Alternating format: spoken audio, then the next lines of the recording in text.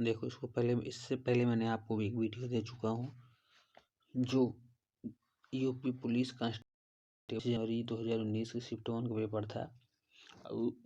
इसके पहले वाले वीडियो मैंने 14 क्वेश्चन तक हमने करवाया था और वीडियो बहुत लंबा जा रहा था, इसलिए यह दूसरा वीडियो हमारा है।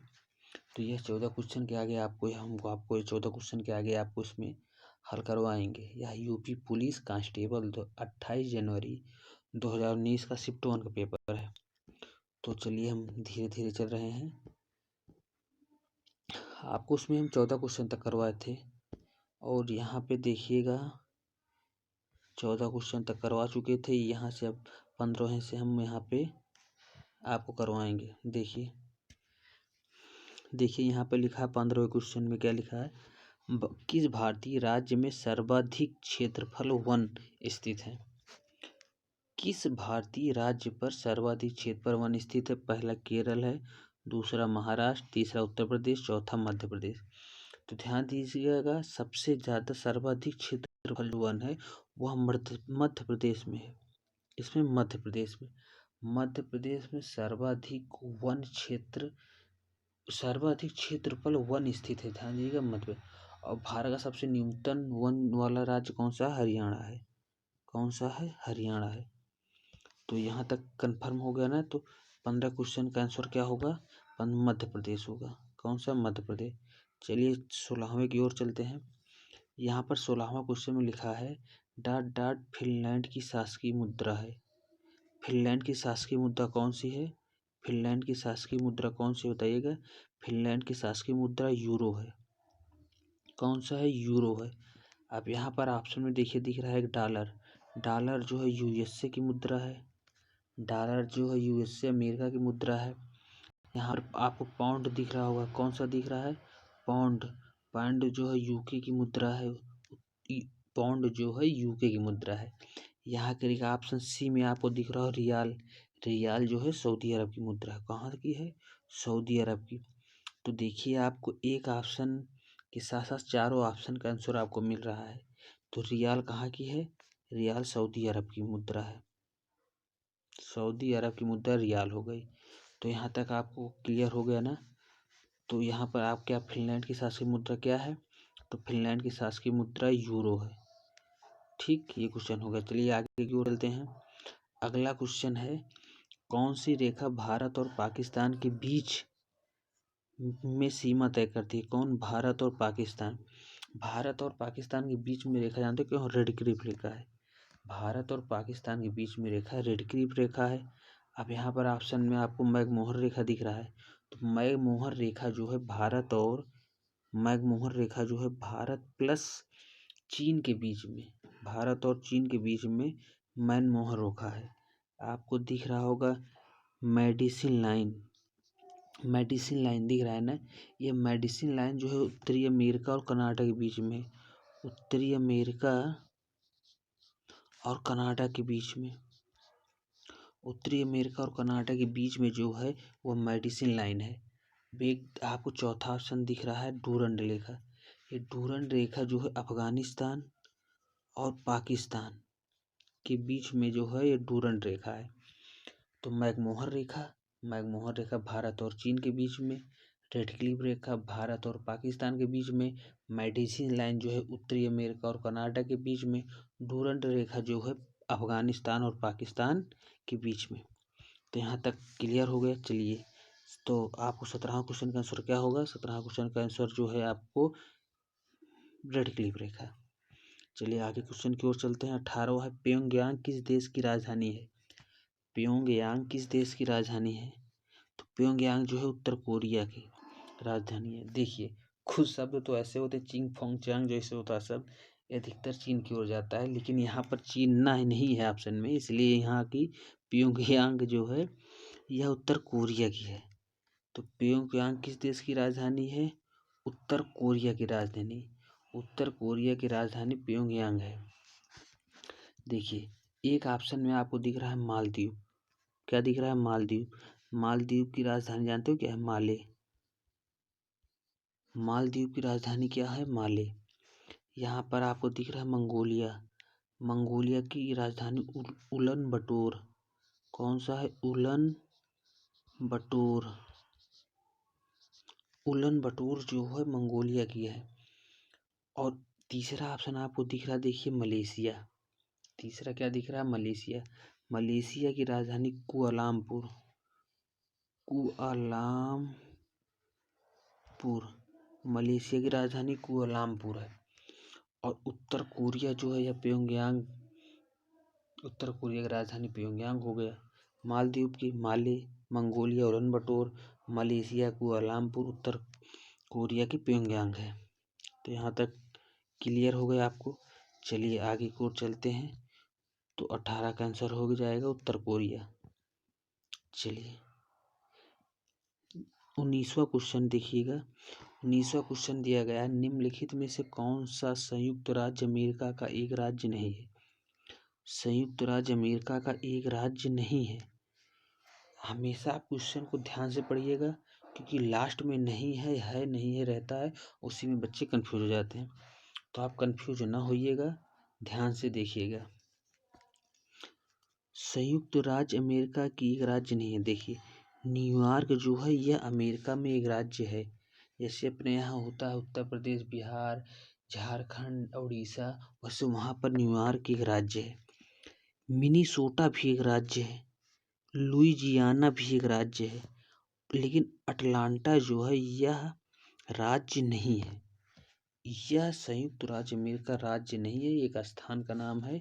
इसलिए 19 का जो आपका आंसर हो जाएगा वो अटलांटा हो जाएगा। यह संयुक्त राज्य अमेरिका का राज्य नहीं है, और सारे जो हैं राज्य हैं। तो आपको 19 तक क्लियर हो गया। तो 19 का आंसर क्या होगा? 19 का आंसर जो है अटलांटा हो जाएगा। चलिए 20 की ओर चलते हैं। लक्षद्वीप के लोग मलयालम के अलावा दूसरी कौन सी भाषा बोलते हैं? ध्यान दीजिएगा। देखिए यहाँ पर तमिल दिया हुआ है, यहाँ पर महल, यहाँ पर बंगाली, यहाँ पे हिंदी। देखिए लक्षद्वीप के लोग मलयालम के अलावा एक महल ऐसी भाषा है जो सबसे ज़्यादा तो मलयालम बोलते हैं, उसके बाद महल बोलते हैं। हिंदी भी बोलते हैं थोड़ा बड़ा, लेकिन महल जो है वो मलयालम के बाद दूसरी सबसे ज़्यादा बोलते हैं महल। देखिएगा तमिल जो है, यह जो है देखिए तमिलनाडु भी, देखिए जैसे ये भारत है ना, तो यहाँ पे तमिलनाडु यहाँ पे है। और ये जो बंगाली दिया हुआ है ये तो पूरब में है, यह राज्य यहाँ पर है। तो देखिए लक्षद्वीप जो है यहाँ पे है आपका। तो बताइए यहाँ के लक्षद्वीप के लोग बंगाली कैसे बोलेंगे? बंगाल यहाँ पे है और लक्षद्वीप यहाँ पे है, तो यहाँ से कोई यहाँ का कोई ऑप्शन ही नहीं उठता कि कोई बंगाली बोलेगा। तो ये वाला ऑप्शन आपका कट गया। तमिल इधर भी है, यहाँ पे है, तो यहाँ कुछ फर्क बनता है, लेकिन खास उतना फर्क नहीं बनता, इसलिए तमिलनाडु भी कट गया। एक है हिंदी। हिंदी तो पूरे भारत में बोली जाती है, लेकिन हिंदी ना होकर यहाँ पर महल होगा, क्योंकि मलयालम में सबसे ज़्यादा लक्षद्वीप में सबसे ज़्यादा मलयालम, उसके बाद महल बोली जाती है। तो आपका आप सही ऑप्शन इसमें जानते हो क्या होगा? तो 14 में सबसे सही ऑप्शन आपका हो जाएगा 20वें वाले में महल। तो यहाँ तक आपका क्लियर हो गया। चलिए अगले की ओर चलते हैं। पार्टनर, ओ पार्टनर, पार्टनर हमारे सो गए हैं भाई। वो अपने गर्लफ्रेंड से बात किए थे, अब सो रहे हैं दाब के। गर्लफ्रेंड से बोले कि हम गुस्सा हैं, आज खाना नहीं खाएंगे, और आज दाब के खाना खाए हुए हैं, 8-10 रोटी दाब के खा के सो गए हमारे पार्टनर। चलिए सोने दो, हम लोग पढ़ाई करते हैं। चलिए देखिए क्वेश्चन 19 की ओर चलते हैं। क्वेश्चन 19 की ओर चलते हैं, कलर थोड़ा बदल देते हैं। चलिए कुल 21वां क्वेश्चन है, 19वां है, 21वां है। शिवाजी के छोटे बेटे का नाम बताइए जो तीसरे छत्रपति थे। ध्यान दीजिएगा, शिवाजी के छोटे बेटे का नाम बताइए जो तीसरे छत्रपति थे। तो तीसरे छत्रपति थे, वह थे राजा राम। कौन थे? राजा राम। ध्यान दीजिएगा, शिवाजी की पहली पत्नी जो थी, उससे जो बेटा हुआ था वो संभाजी था। कौन था? संभाजी। यह जो शिवाजी की पहली पत्नी का बेटा जो था वो संभाजी था। तो इसलिए देखिए पहला छत्रपति शिवाजी खुद थे, दूसरा छत्रपति जो हुआ संभाजी हुए, जो पहली पत्नी से बेटा हुआ। और तीसरे छत्रपति जो राजा राम हुए, जो शिवाजी की दूसरी पत्नी से हुआ। शिवाजी की दूसरी पत्नी से जो बेटा हो उसका नाम राजा राम था। तो शिवाजी पहले छत्रपति हुए, संभाजी दूसरे छत्रपति हुए, और तीसरे छत्रपति राजा राम हुए। तीसरे छत्रपति राजा राम हुए। तो इसमें जो सही आंसर होगा तीसरे छत्रपति वो राजा राम होगा। तो यहाँ तक आपको समझ में आ गया होगा। यहाँ पे 3 4 ऑप्शन दिए हुआ है, तो इस ऑप्शन पे एक बार नजर डालते हैं। देखिए, शिवाजी के पहले बेटा संभाजी, दूसरा बेटा राजा राम। पहला संभाजी, दूसरा राजा राम हो गया। जो संभाजी हैं, संभाजी के बेटा का नाम जो था साहू था। संभाजी के बेटे का नाम साहू था। और साहू के जो प्रधानमंत्री थे, पेशवा जिसे कहते हैं, वो बाजीराव मस्तानी था। आपने बाजीराव मस्तानी तो मूवी देखी होगी। तो जो साहू थे उनका प्रधानमंत्री जो था बाजीराव था। तो राजा राम तीसरे छत्रपति, दूसरे संभाजी, पहले शिवाजी खुद थे छत्रपति।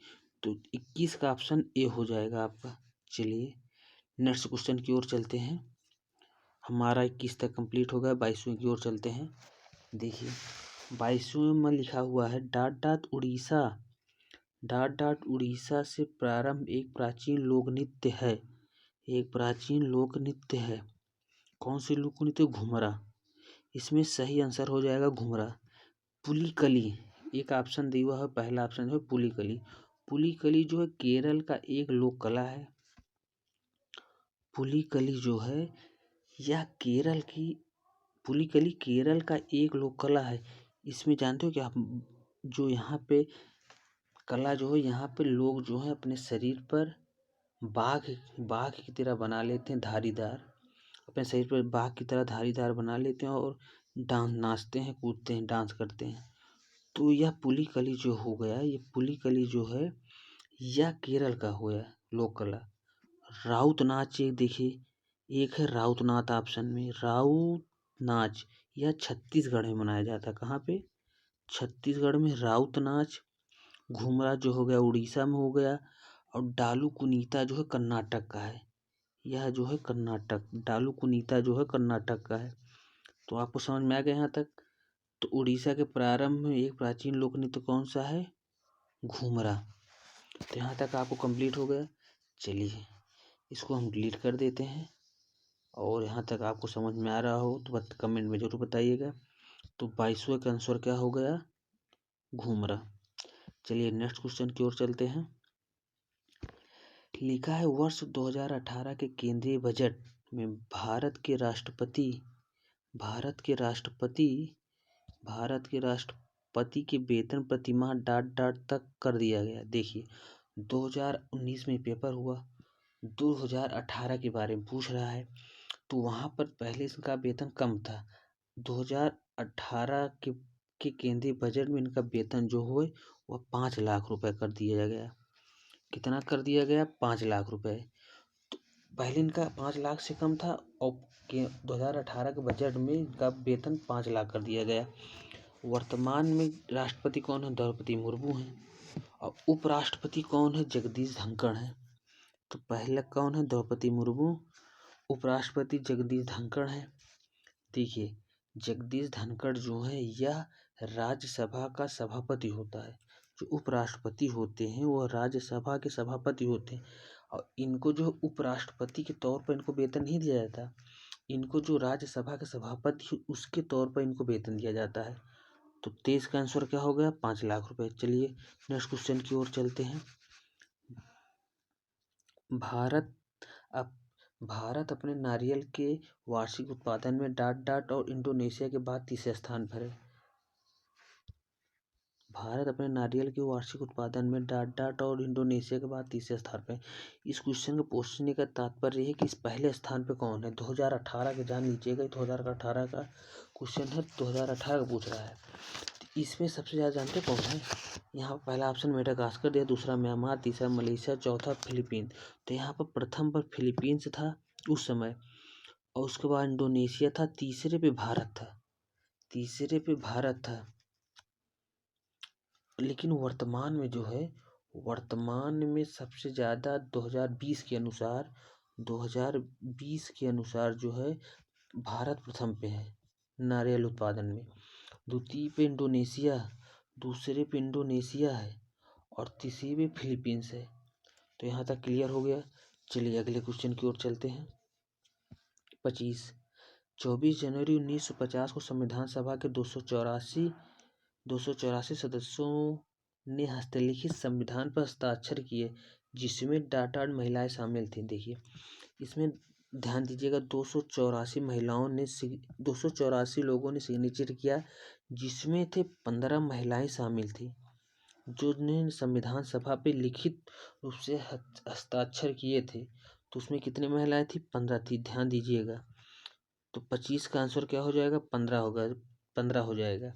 चलिए नेक्स्ट क्वेश्चन की ओर चलते हैं।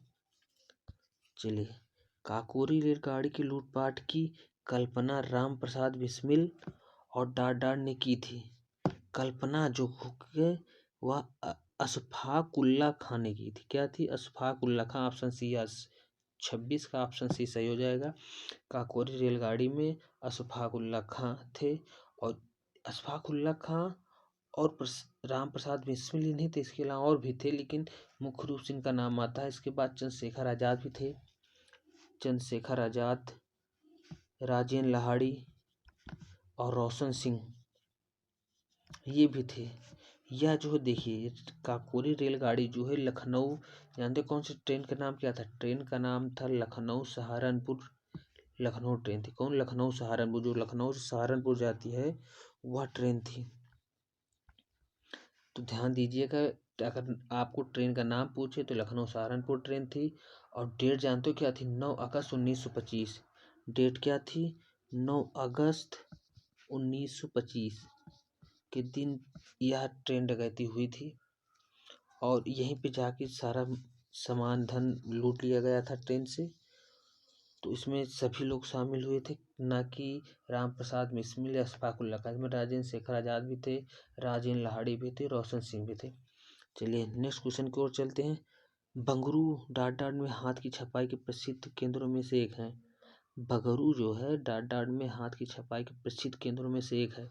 बगरू जो है राजस्थान में है, राजस्थान के जयपुर में एक स्थान है। तो वहाँ पर बंगरू हाथ की छपाई के प्रसिद्ध केंद्रों में से एक है। चलिए नेक्स्ट क्वेश्चन की ओर चलते हैं। 28 को ओर, हमारा 27 कंप्लीट हो गया है। चलिए 28 को ओर चलते हैं। लिखा है, भारतीय रिजर्व बैंक द्वारा निर्धारित नवंबर 2018 में नकद आरक्षित अनुपात डाटा प्रतिशत कितना था? 4%। ध्यान दीजिएगा। देखिए इसको बोलते हैं, जानते हो क्या बोलते हैं? इसको बोलते हैं CRR। क्या? CRR बोलते हैं इसे, कैश रिजर्व रेटियो। आपके खाते में जितना पैसा होगा, बैंक की बात हो रही है, बैंक के पास जितना पैसा होगा उसमें से 4% वह हमेशा अपने पास कैश को रिजर्व में के रूप में रखेगा। इस समय जो है वर्तमान में 4.5% है। कितना है? 4.5% जो है बैंक अपने पास एनी टाइम रिजर्व के रूप में रखेगा। तो 2018 की बात हो रही है, तो यह 4% था, वर्तमान में 4.5% है। चलिए नेक्स्ट क्वेश्चन की ओर चलते हैं। 29 की ओर। तो 28 का आंसर क्या हो जाएगा? 4%। हवा महल 1799 में महाराजा डाड द्वारा बनवाया गया। किसके? सवाई प्रताप सिंह के द्वारा बनवाया गया। किसके द्वारा? सवाई प्रताप सिंह के द्वारा। चलिए नेक्स्ट क्वेश्चन की ओर चलते हैं। संयुक्त राष्ट्र महासचिव एंटोनियो गुटेरेस किस देश के प्रधानमंत्री थे? या थे पुर्तगाल के।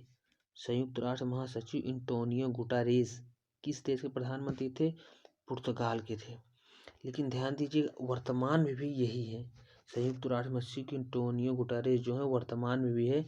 ये 1 जनवरी से 31 दिसंबर 2026 तक के लिए दूसरे कार्यकाल के लिए चुने गए हैं। तो 30 का आंसर क्या हो जाएगा? पुर्तगाल हो जाएगा। चलिए, उद्घाटन के बाद लखनऊ के इकाना क्रिकेट स्टेडियम में खेला गया पहला अंतर्राष्ट्रीय क्रिकेट मैच भारत और डाड के बीच खेला गया था। यह भारत और वेस्ट इंडीज के बीच खेला गया था। किसके बीच? भारत और वेस्ट इंडीज के बीच खेला गया। चलिए आगे चलते हैं। 32 नंबर पे वर्ष 2022 के एशियाई खेल की मेजबानी डाट द्वारा की गई। तो 2022 में एशियाई खेल जो मेजबानी डाट द्वारा की जाएगी, कहने का तात्पर्य 2019 का पेपर है। तो उस समय पूछा गया कि 2022 में किसके द्वारा की जाएगी, तो चीन के द्वारा की गई। देखिए यहाँ 2023 में इसका आयोजन हुआ, तो 2023 में आज क्योंकि कोरोना वायरस के चलते 2022 में ना होकर 2023 में हुआ, इसलिए उसकी मेजबानी चीन ने किया था। किसने किया था? चीन ने किया था। कोरोना कारण यह 2022 में नहीं हुआ, 2023 में हुआ था। तो 32 का सही आंसर हो जाएगा चीन। चलिए नेक्स्ट क्वेश्चन की ओर चलते हैं। भारत के चीफ आर्मी स्टाफ का नाम बताया जिन्होंने 31 दिसंबर 2016 को पदभार संभाला था। तो जानते कौन संभाला था? ये जनरल बिपिन रावत जो थे, इन्होंने पदभार संभाला था। इसमें से और सब आसन गलत हो जाएगा। चलिए नेक्स्ट क्वेश्चन की ओर चलते हैं, 34 की ओर। नवंबर 2018 में 33वां आसियान शिखर सम्मेलन कहाँ आयोजित किया गया? नवंबर 2018 में 33वां आसियान शिखर सम्मेलन 33वां आसियान शिखर सम्मेलन कहाँ आयोजित किया गया? तो बताइएगा। इन सिंगापुर में। कहाँ पर? सिंगापुर। इसका सही ऑप्शन हो जाएगा सिंगापुर। कहाँ पर? सिंगापुर में। 2023 में इंडोनेशिया में आयोजित हुआ।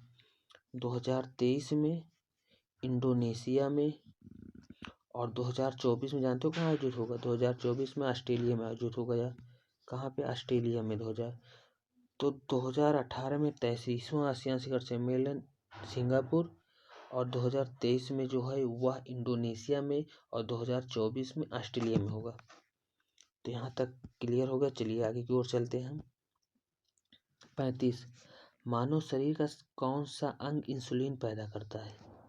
तो मानव शरीर कौन सा अंग इंसुलिन पैदा करता है? अग्नाशय। ध्यान दीजिएगा, अग्नाशय जो है वह इंसुलिन पैदा करता है। अब यकृत जो है, एक ऑप्शन दिया हुआ है यकृत। यकृत जो है पित्त रस का स्राव करता है। किसका? पित्त रस का स्राव करता है यकृत। और जो आपकी तिल्ली ऑप्शन में दिया गया है, तिल्ली देखिए, यह जो है पुरानी जो लाल रक्त कोशिकाएं होती है उसको नष्ट करता है। किसको नष्ट करता है? पुरानी लाल रक्त कणिकाओं को नष्ट करता है। एक ऑप्शन दिया है पित्ताशय। पित्ताशय काम जानते हो क्या होता है?